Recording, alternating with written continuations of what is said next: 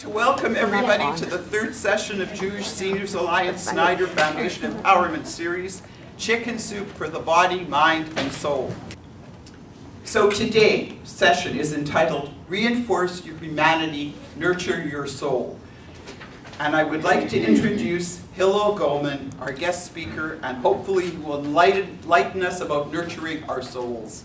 Hopefully. Notice she said I think he will. He will definitely enlighten us. Hillel Goelman teaches at the University of British Columbia, where he is the chair of the Interdisciplinary Studies graduate program. He is also a rabbi who was ordained by Rabbi Zalman Schachter Shalomi, Rabbi Shlomo Carlebach, and Rabbi Akiva Mann. He has written about early childhood education, Jewish mysticism, and the spiritual meaning of baseball. Almost everything he knows he learned from his wife, Cheryl Sorokin, a child and family therapist, and from his sons, Zachary and Nadav, and their partners, Jessica. But before we start, or as we start, it's important that we do something first. Hine ma tovu manayim shevet achim gam yachad. Hine ma tovu manayim shevet achim gam yachad. Hine ma tov shevet achim gam yachad. Hine ma tov shevet achim gam yachad. Hine ma tov u'manayim shevet achim gam yachad. Hine ma tov u'manayim shevet achim gam yachad. So that song really says it all. So what the song says is, it's so good when we get together, period. It's so good when we get together. And it's so good when we get together, when we sing, when we share stories, because that's really what nourishing, I think, nourishing the soul is all about. You know, you can get an MRI, and they can look inside you and say, gee, you need more of this. Or you get a blood test, and they say, you should eat less of that. And we can do all sorts of wonderful medical things that can help us know how we should take care of our bodies. We need more exercise, we need more stretching, we shouldn't eat gluten, we should eat this, cut down on the carbs. You know, our doctors, our medical people are really pretty good and pretty proficient at telling us what our bodies need. The soul is tough because there's no MRI that'll tell you what your soul really needs. There's no blood test that's going to come back and say, you know what? I think you should meditate a little more. You know, there's no dietary prescription that's going to come back and say, you should increase your reading of poetry. That's going to really nourish you some more. And we really believe in the Jewish tradition that everyone is born for a specific reason. There's a little story I'll share with you in just a moment about that. It's as if God looks at the whole world and sees a missing piece and says, you know, we need something here. Somebody's missing. Everybody has a specific role to play in creation. We're not just accidents of the universe. And when we're born, and why we're born, and to whom we're born. And it would be so much easier if when we're born, there's a little barcode on our ankle, right? And they could scan it and say, oh, right, here's another scientist, great. Oh, here's an artist, good, good, good. Now we know what this person is here for. And we can tell the parents, and we can tell the person when they're growing older. Here, you know, don't learn the piccolo. That's not your instrument. Drums is what you should be doing. But we don't have those barcodes. We don't have those messages. So we really spend our whole lives asking ourselves a very specific and powerful question, which is, why was I born in the first place? What's my part of creation? What am I supposed to be doing? And the slippery part of that question is, it changes over time. If you ask a 2-year-old, you get a very specific answer. You ask, why were you born? Ask an 18-year-old, you get a different answer. A 30-year-old, a 50-year-old, an 80-year-old.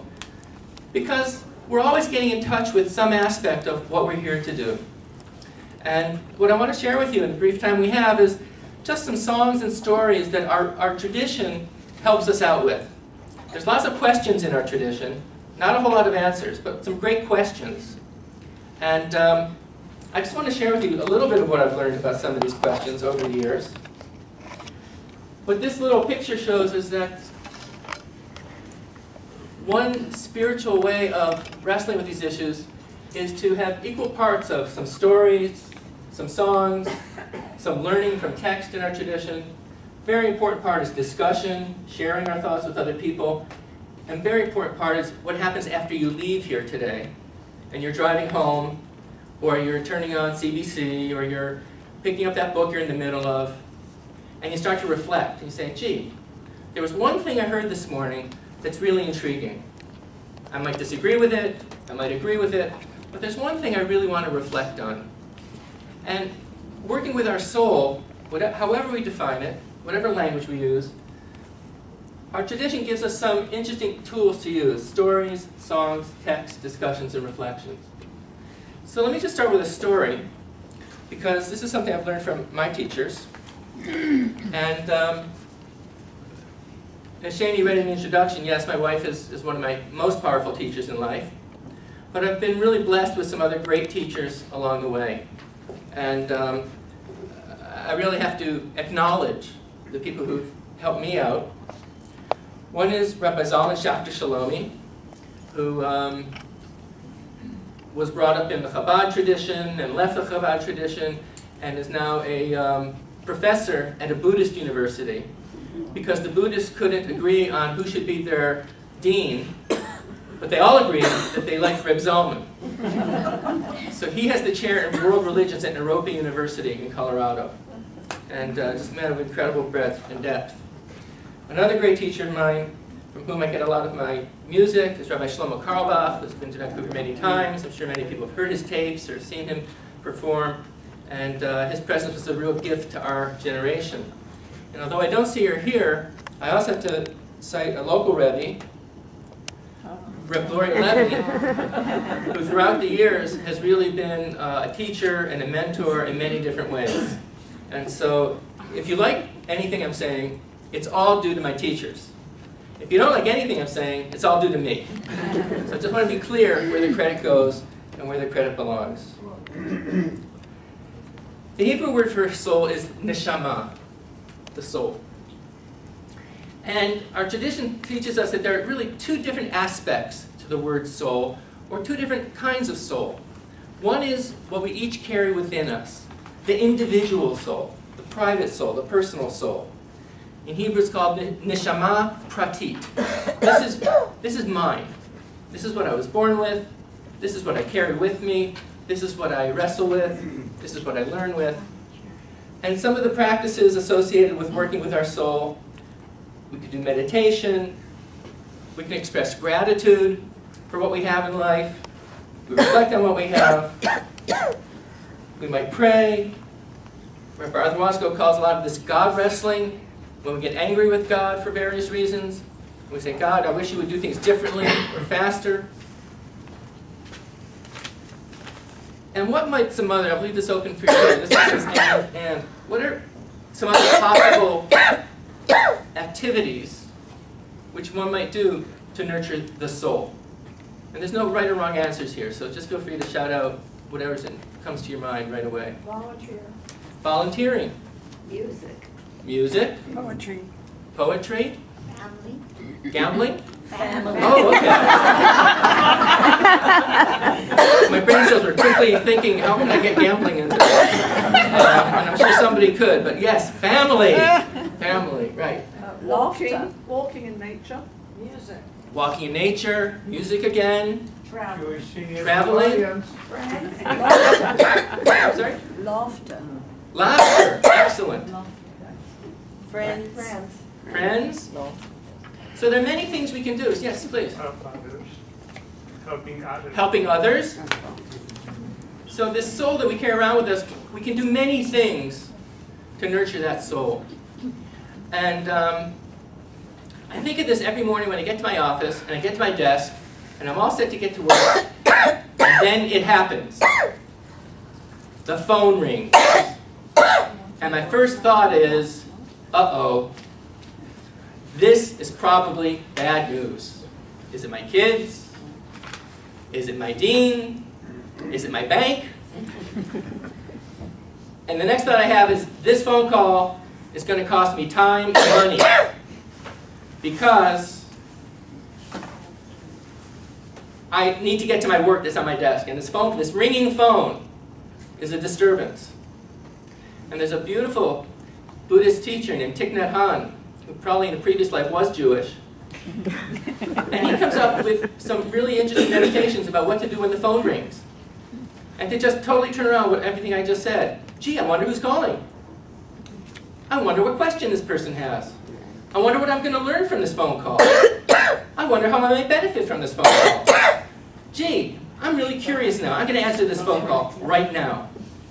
So another way of nourishing our souls is looking at some of the habits of mind that we have. And sometimes we easily, so I was talking to the first person, I very easily slip into sort of that water slide where I think, uh-oh, bad news, better get ready, better get tough, better be able to resist this. When what the spiritual traditions are teaching us is, look, Hillel, this is an opportunity to learn something you've never learned before. Now, I talked about the neshama pratit. There's also in Judaism what we call the neshama klalit, which means the collective soul. That we're all part of a bigger picture. We're not just autonomous human beings. We're all part of multiple communities of people. And what we do contributes to this collective soul, and what we do also allows us to draw from the strength of the collective soul. And I think one way we see this very clearly is in the holidays, Passover. We don't have the Passover Seder alone in our house. We have it with family, with community, with friends.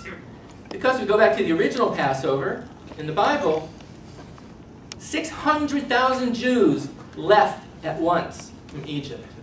They were all part of that collective soul. If we didn't all leave at once, no individual would have left. And so our tradition teaches us about the importance of the collective soul. And we move in a few weeks to the holiday of Shavuot, when God gave the Torah at Mount Sinai. And whenever I read that story at Mount Sinai, you know the part that really fascinates me the most?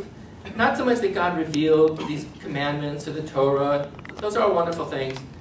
But during the time that God was giving the Ten Commandments, and I think this is a miracle of physical proportions, not one person spoke. It was absolutely silent.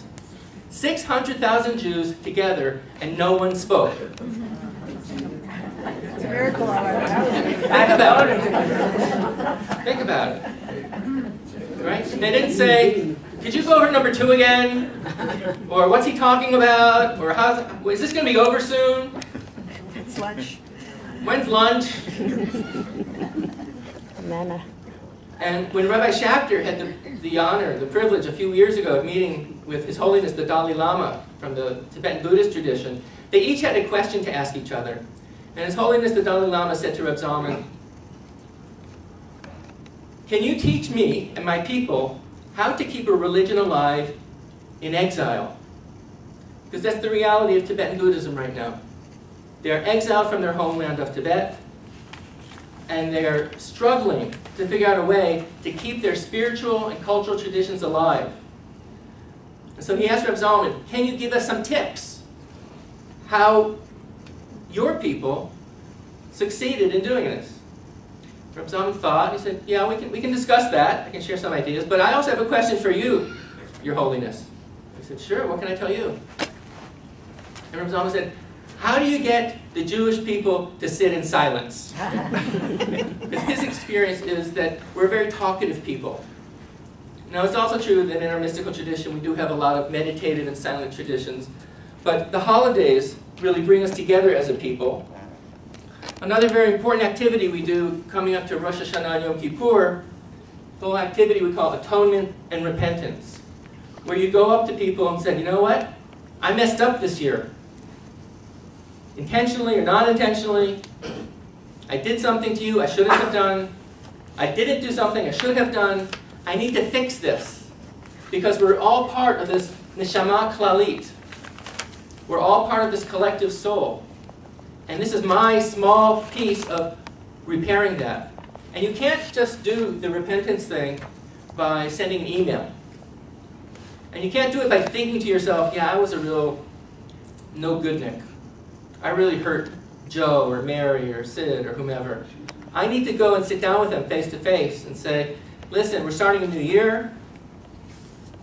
We have to repair the collective soul. Here's my part in doing that. We have many festivals and celebrations, like going to a bris or going to a wedding, or a funeral or a shiva. These are things we do in community. We come together. We support each other. And so when I read the beautiful description of what the organizers wanted to focus on today, and I saw that it was talking about how do you do both? How do you both nurture your own individual neshama, and how do you also be part of community? And I think that's one of the very healthy tensions in Judaism. We need both. And we have to nourish both parts of our neshama. And I'm going to ask Shani to give me a little wave when there's 10 minutes left. Al's going to do that? Yeah. Okay, Al. So that was all introduction. I'm starting now.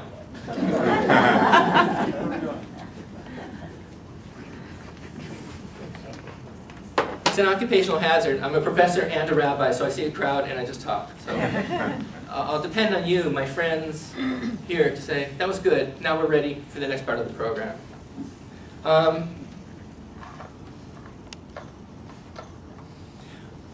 One very beautiful thing in the Hebrew language is seeing how that language itself helps us out. The word nishama means soul. The word nishima, with an I, or in Hebrew a yud, means breath. So if you're ever wondering, where's that soul of mine? Did I leave it in Oak Ridge? Is it in my briefcase at home? Is it in the laundry? I had it a little while ago. I don't know what I did with it. Our tradition teaches us that every time you take a breath, you're connecting with your soul. And one of the hints in here is by making this word from neshama to neshima, and I have a little yud here in red. Yud is a very important letter in the Hebrew alphabet because it's the first letter of God's name, God's holy name, Yud He Vav He. So I'm just going to ask you for a moment to focus for a second on your breath. If you just make sure you're comfortable where you're sitting. And because one thing that the tradition teaches us is that every breath speaks God's name. It's in our daily prayers. Kol haneshama tehallel. Every breath speaks God's name.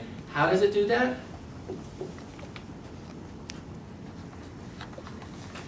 Well, there's 4 parts to our breathing cycle.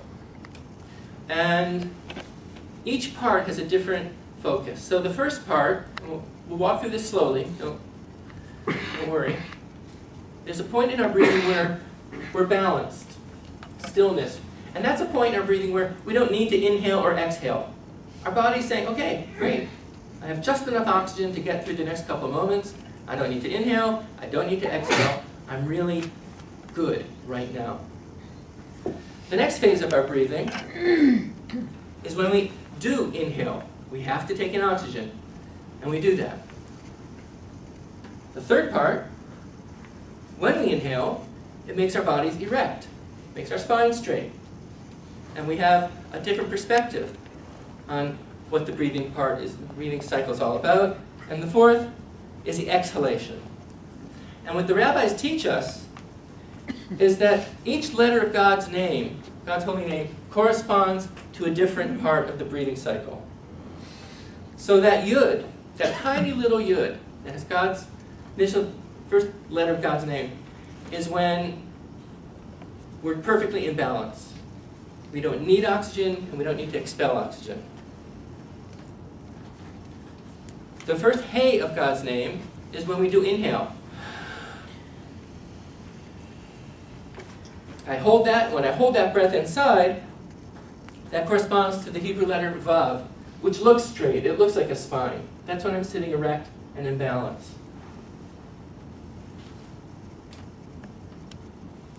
And then there's the exhalation. So that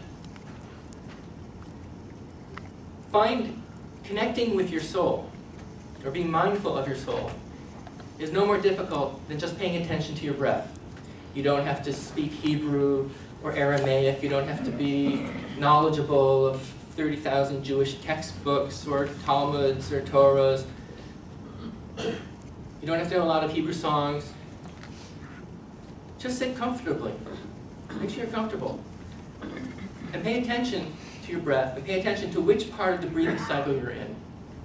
So if you just close your eyes for just a moment, and trust me with this, I know this isn't something a lot of us do often, but just sit for a second and try to find that place in your cycle where you're at that yud, you're at that balance, where your body really doesn't need to inhale or exhale. See what that feels like in your body.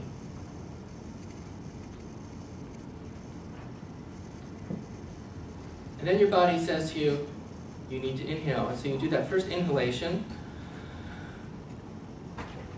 And you're holding that breath, and you're erect. And you have the strength that that breath gives you.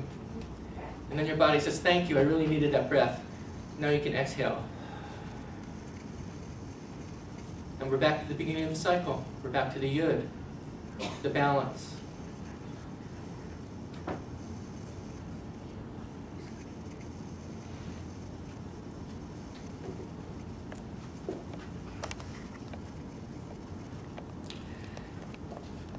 There's another way we connect with our soul. There's a beautiful teaching in the Song of Songs. It says, Kol dodi dofek. Hebrew word means, I hear the heartbeat of my beloved. How do I hear the heartbeat of my beloved?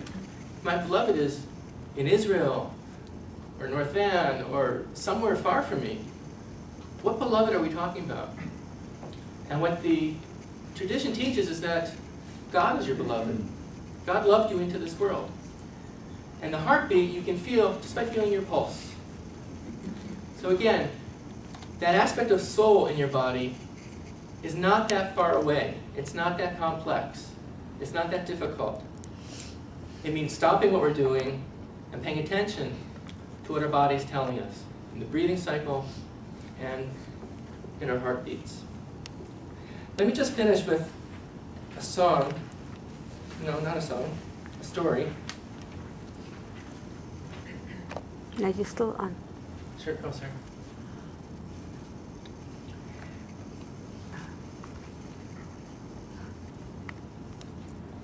Stories are also great ways of connecting with your soul and hearing from somebody else's soul. And there's a great story about a rabbi who was really, really skilled at listening to people's problems and giving them advice and solving their problems. And this rabbi had a young student sit in on these sessions to record what happened, just to keep track of who was coming and what the issues were. And the student noticed something after sitting with this rabbi for many times. And he noticed that somebody would come in and tell the rabbi something that they were worried about. It was either about, could be family related, could be job related, could be financially related, could be spiritually related. And the rabbi responded an inch to the left or right, not to an inch up or down, but absolutely dead on. 20 of them in a row. And the archer's thinking, you know, I can't do that. I get close, but 100% of the time, I have to meet this archer, find out what his technique is. So he goes to the local farmhouse, knocks on the door, and the man answers the door, eating an apple, goes, hi, what can I do for you? He says, excuse me, are you the archer who shot all those arrows in the barn? The man leans up and goes, yeah, that was me. The archer says, I'm in awe. Please, tell me, what is your secret? I know that archers have to be perfectly balanced, be very strong, be very focused, be very mindful. What's your technique? And the farmer says, oh, I see what you're saying, yeah. Well, what I do is, I go out, and I shoot 20 arrows on the side of the barn, and then I paint the bullseyes right around the arrows. So the rabbi says to the student, you know, it's one thing to know a lot of stories, but it's another one to see how the story connects to someone's personal issues. And so reading stories, hearing stories, telling stories, and listening to stories nourishes your neshama pratit, excuse me, your personal neshama, and the collective neshama. Now that's sort of a nice story that gives you a nice smile at the end. Let me leave you with one that's a little more edgy. And this comes from us about a teacher called the seer of Lublin. And he was called the seer because it was said that he could see your soul. He could look inside you and know exactly what it was you needed at a certain time, and could give you personal advice. Just an amazing ability. And the seer of Lublin would go also from town to town giving lectures and sermons. He's a wonderful teacher, and he always brought out large crowds. So he was going to a certain town, and he had a certain itinerary. He was going to this synagogue, and this synagogue, and this town hall, and this town hall, and then come back to the train station and leave. And because there were such crowds, he sort of traveled with his own personal security guide. He had one of his students who was very large, very hulking, and he just kind of kept people a little bit at arm's length from the rabbi. Now it turns out that in this town there was one family that was heartbroken, absolutely heartbroken. They had a little child, 4 or 5 years old, who had some sickness. She couldn't walk. She had no strength in her legs. And the medical people couldn't diagnose or prescribe. Nobody could diagnose or prescribe. And the family said, we have to bring her to the seer of Lublin. If anybody can tell us what she needs for her soul to do her work, I have to bring her to him. And so they planned that as the rabbi was coming from his last synagogue down to the train station on the main road, they would carry her and just put her in the middle of the street so the rabbi would have to encounter her. So what's interesting is that we know the name of the rabbi's bodyguard, Reb Nosson of Ropshitz. And we know that because he himself later became a great rabbi. But in this case, he was known for his physical power. And as the rabbi's walking down the street, Reb Nosson of Ropshitz is walking backwards, keeping the crowds back this way. Right? So he's facing the Rebbe, he doesn't see what's down the road, and he's just keeping people kind of like a wedge, creating some space for the Rebbe to come so the crowds wouldn't overwhelm him. He doesn't see the little girl. He's looking the other way. And as he's walking, he trips, almost falls over, and he looks down, sees this little girl. He gets very, very flustered, and he said, "What's wrong with you? Get up and walk over to the side of the road." And the little girl gets up and walks to the side of the road. That's the end of the story as we know it. And the rabbis tell this story because they say, this is our way of saying that for them, first of all, miracles were not so miraculous. Miracles happen in the world.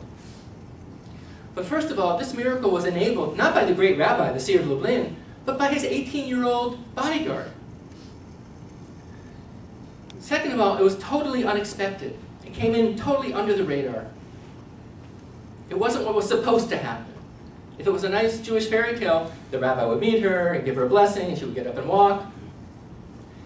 And so the discussion around this story goes like this, that we don't always know what our soul needs. And sometimes we might trip. But that tripping could be a very significant opportunity for some personal growth, for some personal recognition. The last story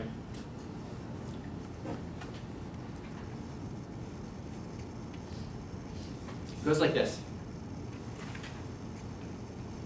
And it's about the soul coming into the world. And the tradition says that God looks around the world, sees the world, and says, we're missing somebody really important.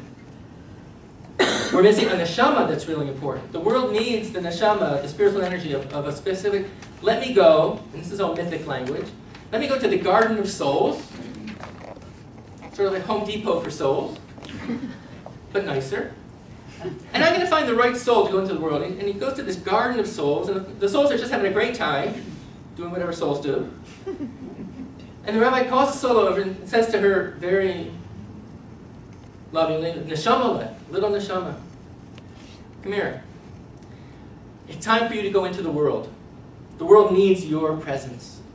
Things have to happen, and only you can bring those things into the world. Now the Neshama wasn't stupid. The Neshama said, you got to be kidding. Why would I want to leave the Garden of All Souls? This is great here. Got all my friends. No rent. Don't have to worry about food. This is great. I don't want to go anywhere. The guy says, come here, I just want to show you something for a minute. And he shows the neshama, the soul, the ecstasy of two people coming together and creating new life. And the soul looks at this and goes, I've never seen anything like that in my life. And is so overcome by that moment of ecstasy between two people, the soul's drawn into the world. And the soul's having a great time for 9 months in the mother's womb. And at the end of 9 months, God comes to the neshama again and says, hey, you did great. But I want you to go into the real world now. It's time to leave the womb. And again, the neshama goes, why would I want to do that? I like it here in the womb. It's warm. I hear the heartbeat of my mother.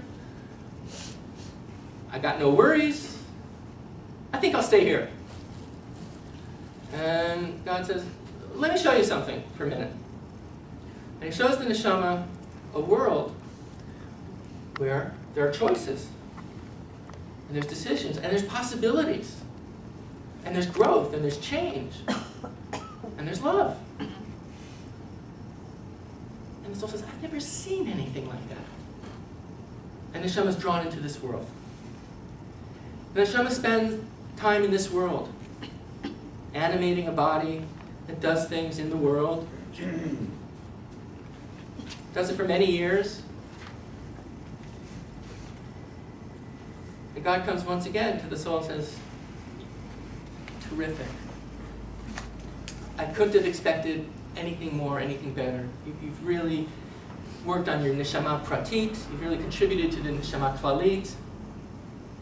Wonderful. And now, it's time to move on, because the journey of the soul continues. Once again, the soul says, look, I have work to finish. I have family. I have connections. I have projects I haven't finished. I just want to stay here. The same way the neshama said all along the way, this is good, this is fine, I'll stay here. And Ribono Shel Olam, God says, come here, I got to show you something. And the last line of the story is the neshama saying, that's amazing. I've never seen anything like that in my life. And the rabbis bring down this story, I think, to reinforce this view that, yeah, we don't have a barcode written on our ankle. We don't know exactly what it is we're here for, but there is a reason that we're here.